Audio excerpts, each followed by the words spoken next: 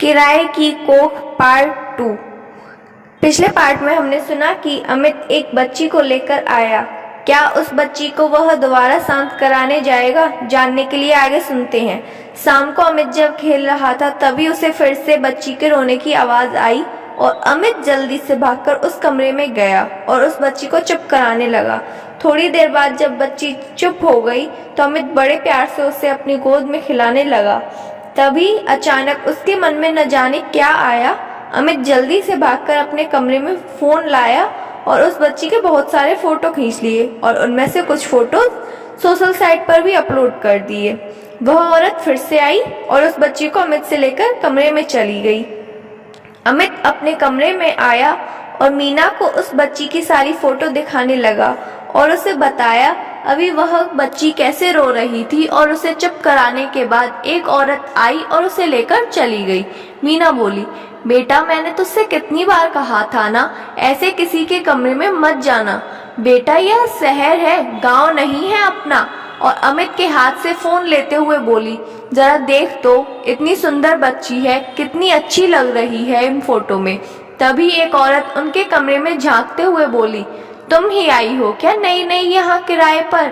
मीना उनकी तरफ देखते हुए बोली, हाँ हम ही आए हैं नए। तुम भी यहीं रहती हो क्या? पहले कभी नहीं देखा।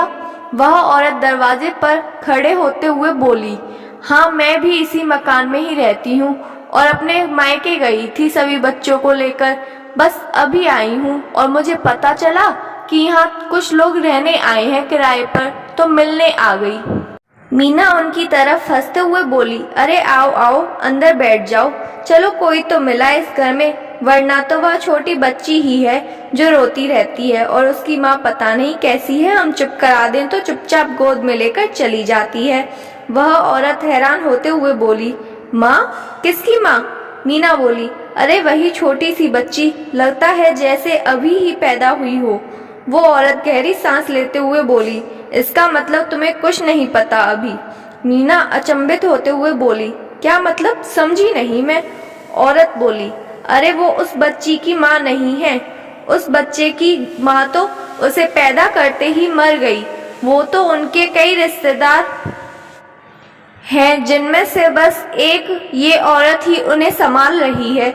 मीना को सुनकर बहुत बुरा लगा और अपना दुख व्यक्त करते हुए बोली, हे राम, देखो तो कैसा बुरा हो गया, बेचारी छोटी सी बच्ची बिन माँ के रह गई और अभी तो छोटी बच्ची है, वह उन्हीं क्या जाने। वह औरत बोली, हाँ उन्हीं की है। अच्छा अब मैं चलती हूँ, खाना बनाना है। इतना कहकर वो औरत चली गई। उस औरत के जाने के बाद मीना के मन में उस बच्ची के लिए बहुत दया आने लगी। रात को जब सभी लोग सोने को हुए तभी अमित बोला, मम्मी मुझे भूख लग रही है। मीना बोली, थोड़ा सा खाना बचा है, जा खा ले। पता नहीं कितनी भूख लगती है तुझे, पहले तो नहीं खाता था, यहाँ आकर तेरी आदत बदल गई है। अमित खाना निकालते हुए बोला, हे भगवान, मम्मी कैसी बात करती हो, आज ही तो भूख लगी है और एक ही दिन में आदत बदल जाएगी। कहकर अमित जल्दी से 2 रोटी खा गया और आकर बिस्तर पर लेटते हुए बोला, मम्मी मुझे और भूख लग रही है। मीना अमित की तरफ हैरानी से देखते हुए बोली, क्या हो गया रे तुझे? पहले तो 2 रोटी खाता था बस, अब 4 खाकर भी मांग रहा है, चुपचाप सो जा। अमित तेज आवाज में बोला, मैंने कहा ना मुझे भूख लग रही है। अमित को इस तरह चिल्लाते हुए देख सुरेश अमित पर गुस्सा करते हुए बोला, ये क्या तरीका है बात करने का, अब सो जा चुपचाप। सुरेश की बात सुनकर अमित चुप होकर बिस्तर पर लेट गया। सभी लोग सो गए। तभी आधी रात को अमित एकदम से चिल्लाकर उठा, मम्मी मम्मी।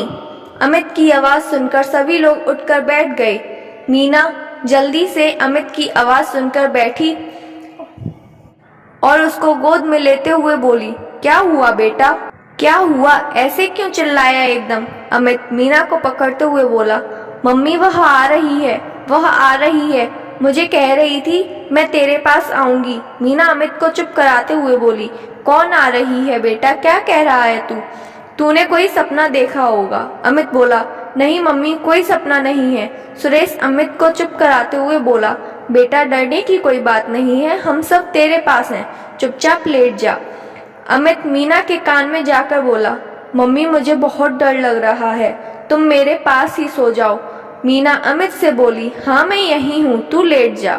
थोड़ी देर बाद अमित सो गया। तब सुरेश मीना से बोला, मीना मुझे लगता है किसी साय ने अमित को सोते हुए दाव लिया होगा, पूरा दिन तो इधर उधर घूमता है। एक काम करो, इसके माथे पर थोड़ा सा गंगाजल लगा दो। सुरेश की बात सुनकर मीना ने अमित के माथे पर थोड़ा सा गंगाजल लगा दिया और सब लोग सो गए। क्या अमित पर सच में किसी का साया है और क्या होगा आगे, जानने के लिए सुनते रहिए किराए की कोख और बने रहिए हमारे चैनल के साथ। मिलते हैं आपसे नेक्स्ट पार्ट में।